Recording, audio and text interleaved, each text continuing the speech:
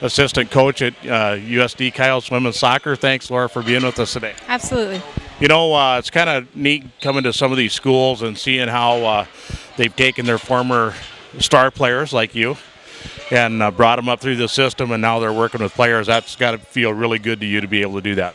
It does. I had a great experience as a player, and just glad I could come back and give a little bit back and also just still be a part of it. So, you know, that soccer is one of those sports where people do, once they get involved and once they love it, they want to stay in it, you know, maybe forever. And you know, what better thing could you do than that, right? Absolutely. Right after I graduated, I went into a profession with my degree and realized, you know what, this isn't soccer and I got to get back. And it only took a year and I was back into assistant coaching. So, you know, I've been coaching for a couple decades now and I can't quit. I've tried, but the thing, I love the game, but I think I love the players, and that's why I hang around soccer, is because I love the players. Sure, the relationships with the girls. One thing I realized as a coach is just the impact and the mentor that my coach was, and now I'm that person to these girls. And life's changing sounds drastic, but it really was for me, and I try and remember that the little day-to-day things that we just talk about maybe on the bus are things they're going to remember for a long time, as I have. So tell me a little bit about, or tell our viewers here a little bit about your background. Where did you grow up? Where did you play youth soccer? What club, high school, etc.? I grew up in Colorado, suburb of Denver, Aurora. I played for Sting for the majority of my club, and then Colorado Storm.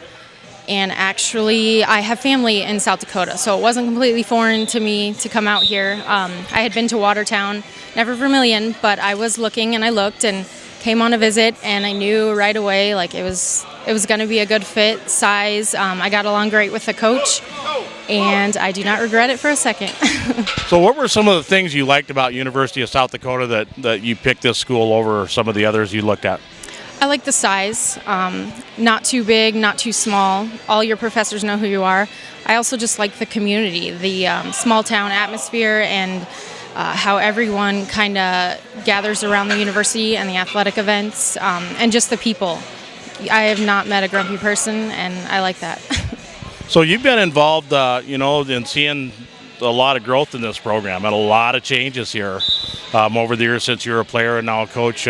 What would you say some of the biggest differences are going into Division I? I think just the transition. It's not an overnight process, and getting into everything is one step, is the next step. We were successful as a Division II, but then to do that again as Division I, it's not just about getting better players, it's about a new work ethic, it's everything, recruiting better, from practice to your lifestyle, everything is a level ahead of where we were, and it's not an overnight transition to get there, and I think that's hard to understand, and also for impatient coaches, that's hard to stick with and just remember the end result. So when you look back at your career and now seeing where your career is going as a coach, what would you say are some of the things here at USD and in this program that you've enjoyed the most in the past and what you're looking forward to in the future?